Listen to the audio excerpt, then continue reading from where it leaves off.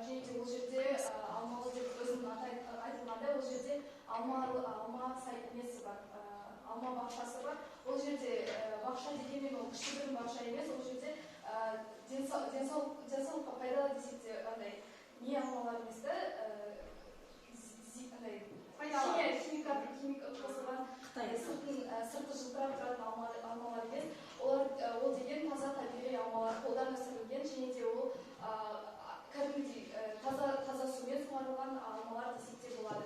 Және де ол алмалардан өзімізге денсаулығымызға пайдалы болу үшін одан көптеген тағамдарға қоссақ та болады, және де өзімізге мысалы алма шарлотка пирогы бар, және де оған сол алманы қосып дәмін сол пирогты қылмасақ болады. Бұл алмалар, яғни аты айтып тұрғандай, ол өзінің алмасының жақсы, өте сапалы сорттарымен белгілі. Яғни біз осы алмаларды шет елдерге немесе өзіміздің Қазақстанның ішіне сату арқылы Қазақстанның экономикасына үлкен үлес қоса алатынбыз. Сонымен қатар бұл алманы біздің өзіміздің Қазақстанда ғана емес, шетелдік азаматтар да келіп толтырып алып кетеді. Ол жерде кәдімгідей бизнес десе болады. Жазда тауда жүріп жүрсек, оның дәмі өте керемет. Және де тағы керу туралы айтып кететін болсақ, біздің керуде өзен бар, бірақ дегенмен бұл өзен біздің тап-таза мөлдір су, бірақ бұл өзеннің бір кемшілігі, бұл ағысы өте қатты. Яғни ол суға түсуге болмайды.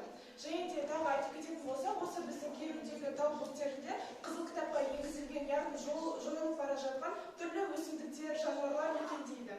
Және де жазғы демалыстарда осы көктемнің басында бәріміз осы көкке шығамыз ғой, Маевкаға. Сол кезде де осы керуге шықсақ, бұл таптырмас мүмкіндік болып табылады. Өзенде сонымен қатар көптеген жеміс-жидектер, ағаштары бар. Алма бақтары көп. Жаңағы Бодырымдағы сияқты бұл жақтағы өзен ағысына баруға болмайды деп жарнама жасасақ, оны рекордтар кітабына енгісі келетін адамдар баратын мүмкін, иә? Самаша, қошемет. Қаласынан 45 километр жерде орналасқан. Ол өзінің жұмысын 1989 жылдан бері Жайық өзені жағасында атқарып келеді. Оның ең негізгі ерекшелігі аз минералданған натрий, магний, темірі бар ерітінділер арқылы адамдардың ішкі және сыртқы ауруларын емдейді. Қандай аурулар екенін білгіңіз келсе, нақты оқыла кетейін. Қан айналым қан қысым жүйесі бойынша гипертония ауру, яғни жоғары қысым давление.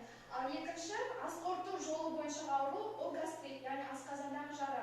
Сонымен қатар эндокринді бездер бойынша, яғни гормондарға байланысты қан диабеті мен зоб. Егер де осы аталған ауруларда сізде қандай да бір ауру жолса, сіз осы Ақжайық санаторийына келіп, ем қабылдай аласыз. Сонымен қатар бұл жердің ерекшелігі, ол жақта қажетті заманауи құрал-жабдықтармен қамтамасыз етілген диагностикалық кабинеттер бар, 226 адамға арнайы жасалған.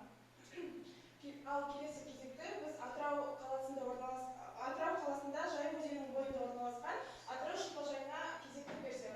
Бұл шипажайдың негізгі табиғи факторлары ол натрийлі, хлоридті және де әлсіз қышқылды ерітінділер. Және де осы шипажайға келіп сіздер көптеген ауруларға ем таба аласыздар. Мысалы, бұлшықет сүйек жүйесінің аурулары, артрит, полиартрит, остеохондроз сияқты аурумен ауыратын болсаңыздар, осы шипажайға келіп, осы аурудың емін тапсаңыздар болады. Келесі кезекте ол перифериялық нерв жүйесінің аурулары. Олар неврология, неврит, неопатия. Және де гинекологиялық аурумен ауыратын болсаңыздар, мысалы, эндометриит және сальпинкит сияқты аурулармен ауыратын болсаңыздар, онда сіздер осы Атырау шипажайына келіп ем қабылдасаңыздар болады.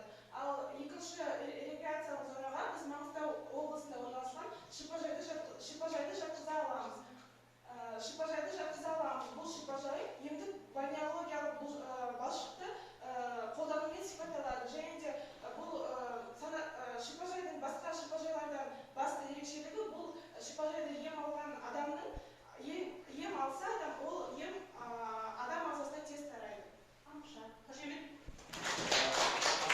Қазіргі таңда көптеген адамдар әлеуметтік желілерде белсенділік танытып отыр.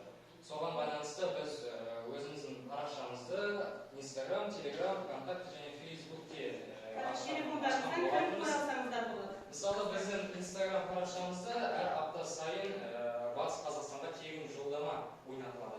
Осы конкурсқа қатысып, сіз Батыс Қазақстанға тегін жолдама ұтып ала аласыз. Сонымен қатар Instagram парақшамызда әр апта сайын тұрмыстық техникалар конкурс ретінде